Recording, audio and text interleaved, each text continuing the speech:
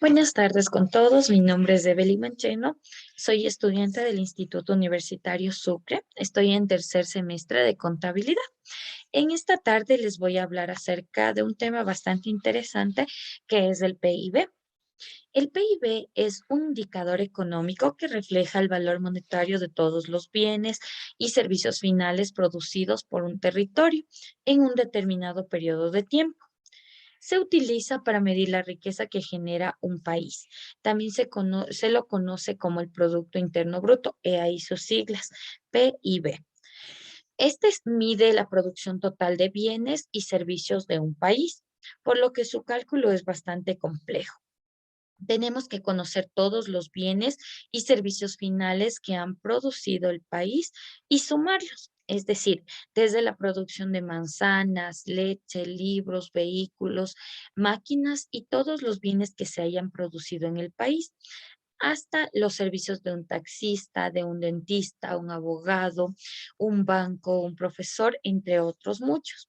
Hay algunos datos que no debemos incluirlos en el cálculo del PIB, simplemente porque no se pueden contabilizar ni conocer. Estos casos son como los bienes de autoconsumo o la llamada economía sumergida. El resultado de todo ello mide el tamaño de la economía de un país, es decir, toda su riqueza económica. Cuanto mayor es el PIB de un país, mayor es su capacidad económica y por tanto mayor es su capacidad para cono- eh, generar empleos e inversión. El PIB se suele calcular trimestralmente, aunque el dato de PIB se suele utilizar para medir el tamaño de una economía.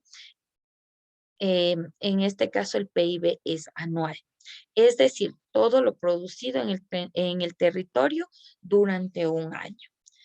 ¿Por qué es importante el PIB para nosotros? Porque el crecimiento económico es una cadena cíclica. Es decir, todo lo que producen las empresas, sean los bienes o servicios, es consumido por nosotros los pobladores o consumidores en este caso. Y esto representa más ingresos y mejores utilidades tanto para las compañías como para el país, lo que se traduce en capacidad para contratar personal que en otras palabras afecta a ese mismo consumidor dependiendo de cómo se comporte el PIB. Entre más empleo se genere, más capacidad de consumo tienen los hogares, porque traen el salario a su casa y entonces pueden consumir más, ¿sí?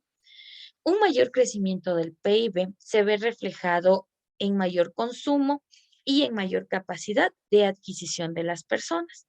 Por esta razón es importante que el Producto Interno Bruto crezca, ya que a través de esto queremos decir que hay más empleo en nuestro país. ¿Qué pasa si el PIB aumenta o disminuye? Cuando el PIB de un país aumenta, es una buena señal para la economía y afecta a prácticamente todas las personas del territorio.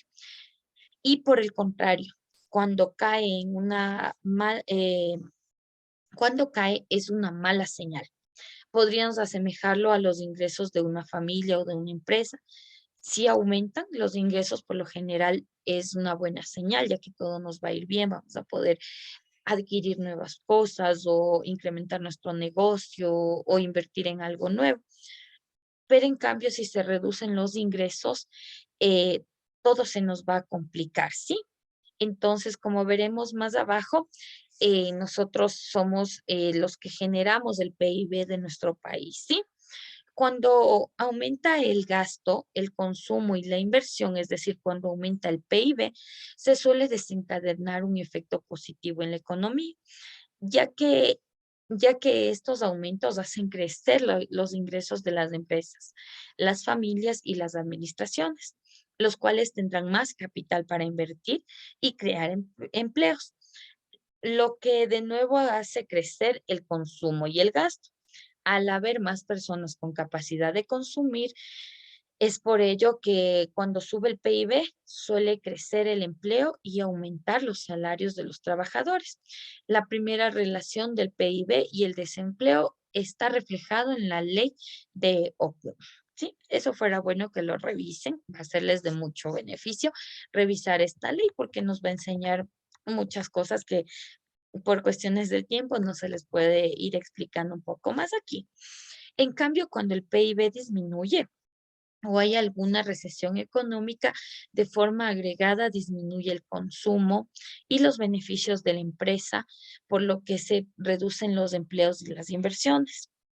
Es por eso que es un indicador tan importante y tan seguido por inversores y periodistas, ¿sí?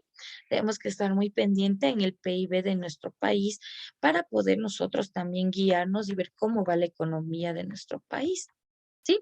A continuación les voy a decir cómo se realiza el cálculo del PIB, ¿sí? El método de que vamos a ver es el método de gasto, ¿sí? Esto quiere decir que el PIB es igual a el consumo más la inversión, más el gasto, más las exportaciones y menos las importaciones. Entonces, ahí es cuando nosotros vamos a ver cómo va el PIB de nuestro país, ¿sí?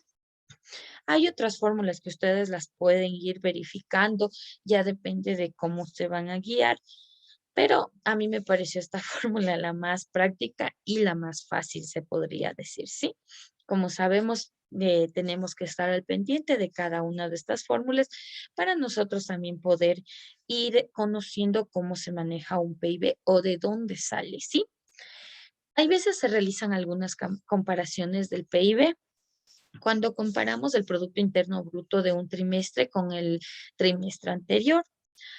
Ahí vamos a obtener la tasa de variación intertrimestral, ¿sí?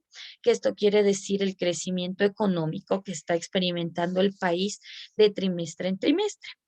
Si comparamos el PIB de un trimestre con el mismo trimestre del año anterior, vamos a obtener la tasa interanual, ¿sí?